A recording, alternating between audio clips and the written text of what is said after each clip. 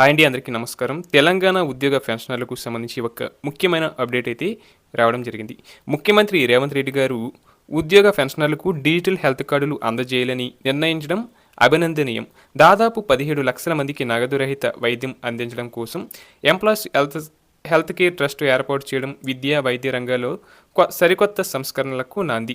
అయితే ఇంతటి బృహత్తర పథకంలో కంట్రిబ్యూటరీ పెన్షన్ స్కీమ్ కింద పదవి విరమణ పొందినవారు ఒక అదృశ్య సమస్యగా మిగిలిపోవడం, వారి జీవితాలు చీకటి అంచున కొట్టుమిట్టాడటం విచారణకరం. సాంకేతిక కారణాల పేరుతో వారిని ఈ పథకానికి దూరం చేయడం, వారి ఆశలను అడియాసలు చేయడమే ప్రభుత్వ ప్రతిపాదన ప్రకారం హెల్త్ కార్డుల నిర్వహణ కోసం పెన్షనర్ల మూల పింఛన్ నుంచి 1.5% చందాను మినహాయించాలి. పాత పెన్షన్ స్కీమ్ ఓపీఎస్ పరిధిలోని పెన్షనర్లకు ప్రభుత్వం నేరుగా ట్రెజరీ ద్వారా పెన్షన్ ఇస్తుంది. కాబట్టి వారి నుంచి చందా వసూలు చేయడం ఒక చిన్న సాఫ్ట్వేర్ పని. కానీ సిపిఎస్ ఉద్యోగుల పరిస్థితి ఇక్కడ భిన్నంగా ఉంది. వీరు రిటైర్డ్ అయిన తర్వాత ప్రభుత్వ ట్రెజరీలో వీరికి ఎలాంటి ఆర్థిక లావాదేవీలు ఉండవు.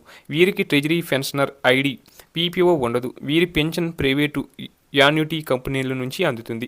ప్రభుత్వం చెల్లించే పెన్షన్ కానుందున వారి ఖాతా నుంచి నేరుగా 1.5% డబ్బును ప్రభుత్వం ఎలా కట్ చేస్తుంది అన్నదే ఇప్పుడు ఆర్థిక శాఖ ముందున్న పెద్ద ప్రశ్న. ఓపీఎస్ పెన్షనర్లకు నెలకి ₹1,000 పెన్షన్, డిఏలు అందుతాయి. కానీ సిపిఎస్ కింద రిటైర్డ్ అయిన 2,300 మందికి పైగా ఉద్యోగుల పరిస్థితి దయనీయంగా ఉంది. మార్కెట్ షేర్ల విలువపై ఆధారపడి వీరికి వచ్చేది అరకొర పెన్షన్ మాత్రమే. ఆ అరకొర డబ్బుతో నిత్యావసరాలు కొనడమే గగనమైన వేళ వృద్ధాప్యంలో వచ్చే గుండె జబ్బులు, క్యాన్సర్ వంటి ప్రాణాంతర వ్యాధులకు వైద్యం చేయించుకునే స్తోమత వీరికి ఎక్కడిది? ప్రైవేట్ ఇన్సూరెన్స్ కంపెనీల ప్రీమియంలు భరించే శక్తి వీరికి అసలు లేదు. అందుకే ఈ డిజిటల్ హెల్త్ కార్డుల పథకం వీరి పాలిట ప్రాణవాయువు వంటిది.